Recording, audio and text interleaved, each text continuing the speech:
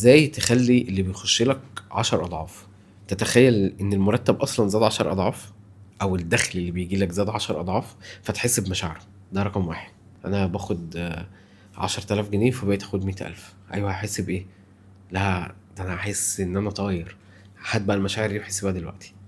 اعتقد فيها وانطق بيها. تمام، ده القانون اللي احنا قلناه في اول فيديو خالص. كلمة زائد مشاعر، حس بالمشاعر، دخلها كمعتقد وتبناها كمعتقد، ثم انطق بيها بصوت مسموع. تمام كده. ده رقم واحد. رقم اتنين، مع نفسك واتاكم من كل ما سألتموه. فأي حاجة هتسأل ربنا هيبعت لك الإجابات.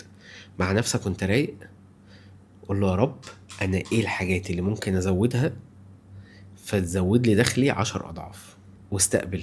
هيجي لك أفكار وحاجات اكتبها، هتلاقي ربنا يقول لك تخلى عن السهر مثلا، المفروض تعمل. هتلاقي في حاجات كتير قوي عماله تجيلك.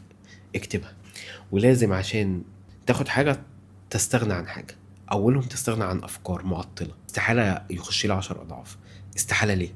اصلا المجال بتاعنا ده يبقى جامد قوي قوي قوي قوي اللي يعمل 30,000 في الشهر معتقد. تخلى، هتلاقي بقى ربنا عمال ينزل عليك سيل من الافكار وسيل من الافكار اللي معطلاك. تخلى عن اللي معطلك وتمسك بالحاجات اللي المفروض هتقدمك. خد الحياة كأنها لعبة، اتفرج واستمتع. حس بالمشاعر الإيجابية، حس بالمشاعر ان انت حصلت على حاجة. زود الحاجات اللي هتجيلك كإلهامات من الله عز وجل، اكتبها وزودها، وتخلى عن الحاجات اللي ممكن تكون معطلاك. أولهم الأفكار، تانيهم مثلا يعني ممكن بقى نتكلم على مستوى الشغل. لا، انا المفروض اصحى بدري، المفروض انزل العب رياضه عشان ذهني يبقى حاضر، المفروض اعمل، المفروض. هتلاقي في شويه حاجات كتير قوي عماله تجيلك.